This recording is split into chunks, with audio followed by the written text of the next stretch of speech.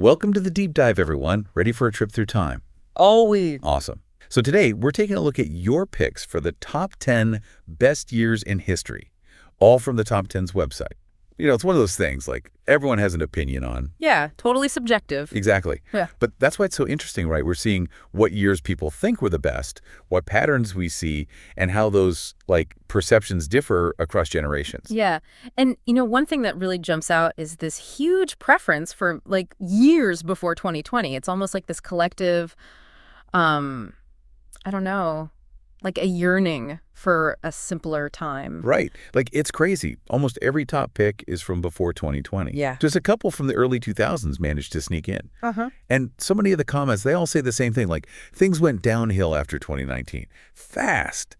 Makes you wonder if it's something deeper than just missing the good old days. Yeah, it could be. I mean, there's been all this research on declining social trust lately and tons of economic anxiety. There are even studies saying that, those online algorithms, they might actually be making us feel more divided as a society. Mm-hmm. So all these big trends could be feeding into this feeling that things were just better before. That's a really good point, because it's not just about missing an old song or TV show. Right. It's about a whole change in how society feels, maybe. And you know what else is interesting? So many people mention specific pop culture stuff from their favorite year. Oh, yeah. It's like the release of a certain video game, or when a music genre was at its peak, becomes this marker for a good year. Absolutely. And that's where nostalgia comes in. Psychologists have found that nostalgia, it isn't just about remembering the happy times. It can actually make you feel better right now, boost your mood, make you feel like you belong, especially when things are stressful or, uncertain. So it makes sense that people cling to those pop culture moments, especially when things have felt a bit, chaotic lately. Yeah. I mean, one person said their best year was 2013, all because of a cross-country road trip they took. Another chose 2006, peak emo and MySpace times. Makes sense. So it's those personal experiences get all tangled up with the whole cultural landscape of that year. Yeah. But it does make you think, right? Is nostalgia a good way to judge how good a year actually was? Right. Or is it just this, personal filter that makes us forget all the complicated stuff? It's a tricky one, for sure, because these are totally personal choices, but they also show us these bigger cultural trends. Did you notice the generational divide in how people see pop culture? Yeah. Some folks just, can't stand what they call Gen Alpha pop culture, while others are all about the 80s coming back in style. Yeah, it's 2000s emo versus 2020s kids embracing, 80s synth pop. Exactly. Both are looking for that connection to, a specific time in culture. Right. But speaking of those moments, we can't forget about, actual history. We can't just focus on personal preferences. Totally. To really get why someone would pick, say, 1989 as their best year, we need to think about stuff like the fall of the Berlin Wall, and how that changed the world. Because it wasn't just a thing in history books, right? Right. It affected people's lives and how they saw a whole era. And you see that in the comments, those echoes of history mixed with personal memories. Yeah. One person talks about how 1989 was full of hope for the future.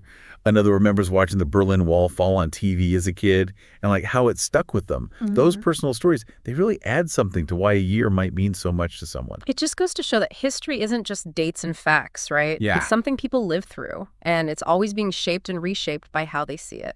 Okay, so we've got this pre-2020 nostalgia, how pop culture plays a role and how important history is. What else stands out to you from these top 10 picks? What's fascinating to me is these choices people make, they might seem random, but they often show these bigger societal anxieties or hopes. It's by looking at these best years lists, we're getting a glimpse into the mood of different times. That's a really good point. And it's a perfect way to lead into talking about some of the specific years that made it onto the top 10 list. Right. Starting with this group of years that all seem to represent this. Yeah.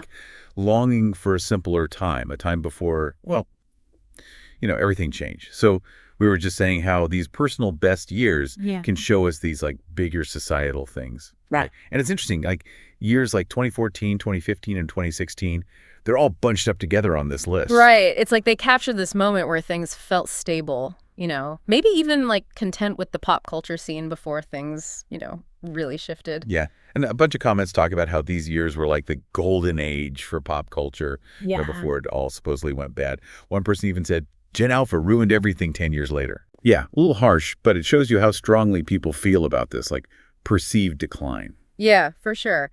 It makes you wonder, if maybe this negativity about newer stuff, if it comes from this like romanticized view of the past, because really every era has its own issues and complexities, right? Oh, totally. Like, it's easy to forget about all the anxieties and uncertainty back then, even during those so-called golden years.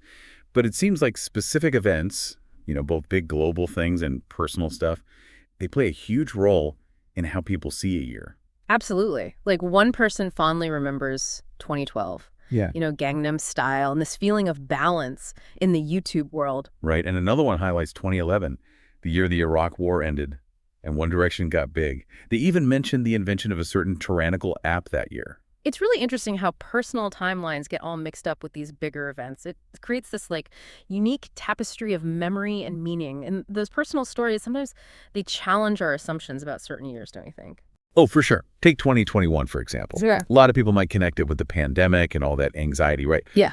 But there are entries where people talk about it as a year of growth, like personally, and this newfound appreciation for like just normal stuff. I see. One person even calls it the best year of their life. They talk about, COVID restrictions easing up and feeling optimistic again. It just reminds you that even during tough times globally, individual experiences can be like totally different. Yeah, for sure. It really emphasizes the idea that history isn't like one solid thing. Right. It's a collection of different experiences, good and bad, all happening at the same time. And speaking of different experiences, I think we should jump back a few decades to a year that has like this massive historical weight. 1989. 1989, the year the Berlin Wall came down. Right, exactly. It symbolized the end of an era. And it's a perfect example of how these historical events can affect people's lives so deeply, shaping how they see that year and the ones that come after. It's amazing to see how those echoes of history are like woven together with personal memories in what people wrote. Yeah. One person talks about 1989 being full of hope, like a promise of better things to come. Another remembers watching the Berlin Wall fall on TV as a kid. How that image stayed with them. It's powerful stuff. Yeah. Those stories, they really paint a picture. They show how individual experience and collective memory, how they play off each other. It reminds us that history isn't static. Right. It's this like ongoing dialogue between the past, present, and future. As we keep it's important to remember all the different perspectives that shape how we understand the past. For sure. What one person might see as a year of triumph or tragedy, it could mean something totally different to someone else, It all depends on their experiences and their cultural background. Definitely. I highlights how important empathy and understanding are when we talk about history. Our own personal stories, they're just like single threads in this massive, intricate tapestry of human history. That's a great way to put it. Before we jump into the top contenders for best year, I want to ask you, dear listener, something to think about. What things, besides your own personal experience, do you think make a year good overall? Is it all about individual happiness? Or do objective things like progress in society, new technology, or changes in culture, do they play a part in how we judge a year? Okay, so we're back. Ready to see which years are the top contenders for, like, the best in history? Yeah, let's do it. All right, well, at least according to this list from the top 10s, right? Right. We've talked about nostalgia, pop culture, how important history is, but now it's, the final countdown. After looking at all the trends and people's stories, some clear winners are, like, emerging. Each one shows this, like, unique mix of personal experiences and, those shared collective ones. Oh, okay, so in third place, we have 2010. Seems like this year has a special place for a lot of people. They often describe it as a time of, like, exciting tech stuff, but without the feeling that social media, like, took over everything. Yeah, it's interesting how many see 2010 as this, like, sweet spot. Smartphones and the internet, they were, becoming a bigger part of life, but people still felt like real world stuff was more important. Yeah. One comment said it was the most beautiful year with parties and loyal friends, and they contrasted it with, like, now when stupid ideas spread socially. It's like people missed that time before social media was, like, the main thing. Yeah, I get that. All right, moving on to our runner-up, we have the year 2000. This one has a lot of like symbolic weight, even for people who weren't born yet, to see the new millennium, you know? Oh, yeah. There's so much excitement in the comments about 2000. People talk about like the anticipation and optimism around Y2K and the turn of the century. They wish it could have been there. It's like 2000 is this portal to, a different time, a time before all the complexities and anxieties of the 21st century really kicked in. Okay, but I think it's time to reveal the top pick, the year people chose as the best in history, according to the top tens. Drum roll, please. It's 2017. Wow. What's interesting about this choice is that it's not really tied to one big historical event, or even a huge pop culture thing. It seems more about like a bunch of personal experiences and this fondness for, the overall vibe of that time. Yeah, lots of comments mentioned 2017 having great music, good movies, and TV shows, and just this feeling of like personal happiness. It really shows that sometimes the best years aren't about, those huge stories, but more about all the little joys and personal wins. Exactly. And while this list gives us a cool snapshot of how people see the past, I think what's really valuable about all this is the questions it makes us ask ourselves. You're right. We looked at trends, historical stuff, pop culture moments, but now it's time for you, dear listener, to think about what makes a year really good for you personally. Like, if you could choose the best year in history, what would it be and why? Would it be a year that was important to you, or a time when everyone was celebrating something? Right. Or maybe a year of amazing discoveries or like positive changes in society. Yeah. And how much would you factor in things outside your own life? Yeah. Would you consider the well-being of, everyone? Right. Or how well art and culture were doing? Or maybe a year when there was peace and harmony around the world?